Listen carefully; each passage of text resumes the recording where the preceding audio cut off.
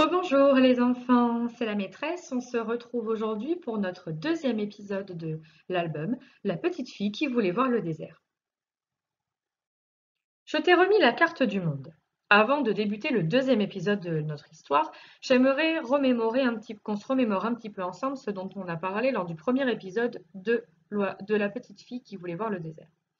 Nous avions repris ensemble sur la carte terrestre l'emplacement du premier continent que nous avions étudié en classe, c'est-à-dire le continent africain. Saurais-tu, avec ton doigt, sur la diapositive, me retracer et me montrer où se trouve le continent africain?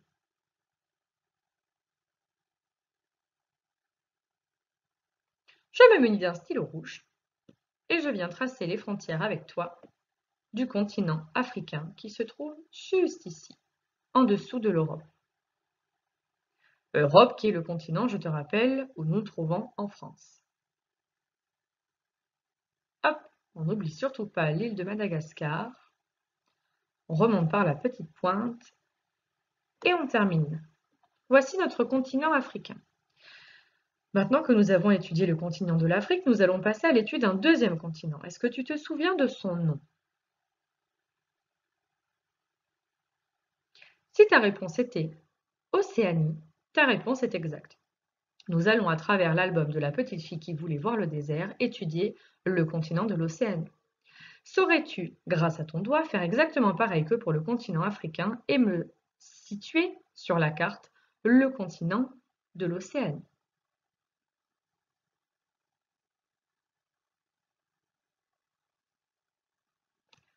Je me munis d'un stylo vert cette fois-ci pour différencier du continent africain et viens tracer les frontières de notre continent d'Océanie. Tu te souviens, le plus grand pays qui peuple le continent de l'Océanie est l'Australie. Nous avons ici la Nouvelle-Zélande, une multitude d'îles,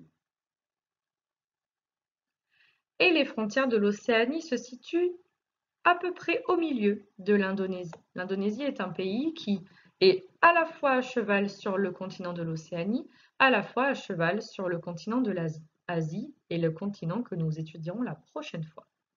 Maintenant que nous avons resitué où était le continent de l'Océanie et que nous avons resitué également où était le pays de l'Australie, tu te souviens où se déroule notre histoire? Australie que je repasse en vert clair. Nous pouvons reprendre l'étude de notre album. Pour pouvoir se remémorer un petit peu l'histoire de la dernière fois, je vais reprendre l'histoire depuis le début. Mais je vais aller un peu plus loin que l'épisode numéro 1, puisque je vais aussi également raconter la suite. D'accord? Les questions de compréhension se porteront à la fin de la vidéo sur la suite de la vidéo. Mais pour qu'on se remette voilà, bien l'histoire en tête, je reprends depuis le début. Tu es prêt? C'est parti! Tinkiri était une petite fille pleine de vie qui habitait dans un village du désert australien. Chaque jour, elle voyait le soleil apparaître derrière la grande colline et elle demandait à sa mère: Maman, mais qu'y a-t-il derrière la colline? Et chaque jour, sa mère lui répondait: Derrière la colline, il y a le grand désert, un endroit qui n'est pas fait pour les petites filles. Seuls les adultes peuvent s'y aventurer, car c'est un monde dangereux qui ne connaît pas ses secrets. Un jour, tu pourras toi aussi aller là-bas. Mais avant, il te faut grandir et écouter les anciens du village. Ils ont beaucoup de choses à t'apprendre. Mais Tinkery n'écoutait jamais personne. Elle préférait jouer avec ses amis et n'en faire qu'à sa tête. Un jour, elle s'aventura en dehors du village. Mais sa mère la rattrapa et la ramena fermement par le bras en lui disant: Ne t'éloigne jamais plus, c'est beaucoup trop dangereux. Je vais te dire ce qu'il y a derrière la colline. Il y a Panglalangu, l'ogre à la peau de lézard, qui dévore les enfants perdus. Malgré les avertissements de sa mère, Tinkiri voulait à tout prix aller derrière la colline. Elle proposa à ses amies Yelpi et Mima de tenter l'aventure avec elle. Les fillettes se montrèrent peu enthousiastes à son idée.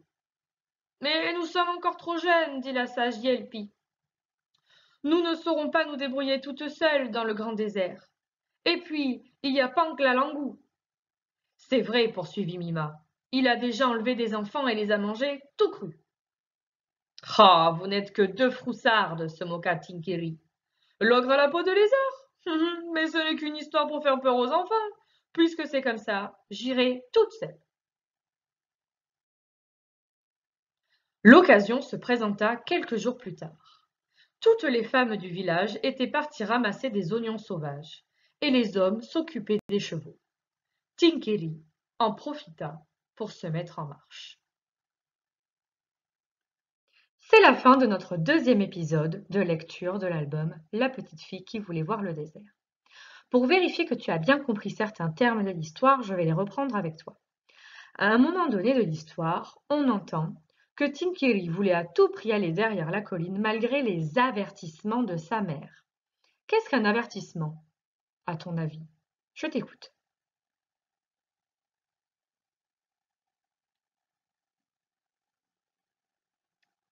La réponse était: un avertissement est un rappel, un conseil ferme quant au danger que l'on peut prendre à faire quelque chose.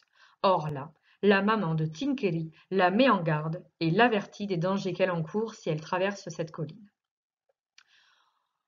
À un moment donné, Tinkeri va voir ses amis Yelpi et Mime.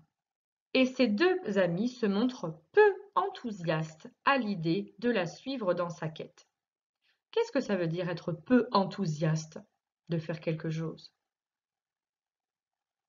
Tu as une idée? Être peu enthousiaste, c'est ne pas en avoir très envie. Par exemple, si je te dis Lucas n'est pas très enthousiaste à l'idée de sortir faire du foot dehors. Ou Luna n'est pas très enthousiaste à l'idée de faire du dessin. Ou encore Wissem n'est pas très enthousiaste à l'idée de faire une dictée. Ça veut dire qu'ils n'en ont pas vraiment envie. Ils préféraient faire autre chose. Autre petit mot.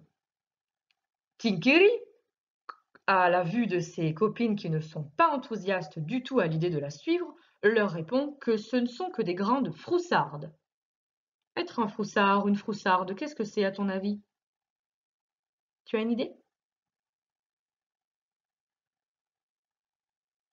Être un froussard ou être une froussarde, c'est être un peu comme une poule mouillée. Ça veut dire qu'elles ont peur de tout. C'est le contraire d'être brave, courageux.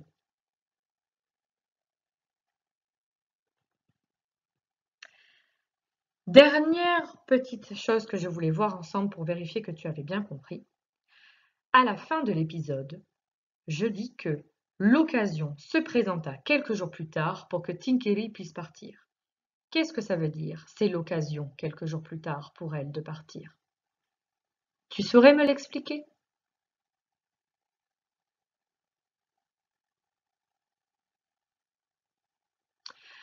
L'occasion se présenta quelques jours plus tard pour Tinkeri de quitter le village. Ça veut dire que c'était le bon moment. Dire que c'est l'occasion de faire quelque chose, ça veut dire que c'est le bon moment pour le faire. Tinkeri a vu que les hommes du village étaient en train de garder des chevaux et que les femmes étaient en train de ramasser des oignons sauvages. Ça veut dire des oignons qui poussent dans le désert. Ce ne sont pas des oignons qu'on fait pousser dans un champ. Elle a vu l'occasion se présenter, donc elle a su saisir le bon moment pour pouvoir se faufiler et partir du village. Tu comprends? Je te dis à très bientôt pour le troisième épisode de notre album La petite fille qui voulait voir le désert.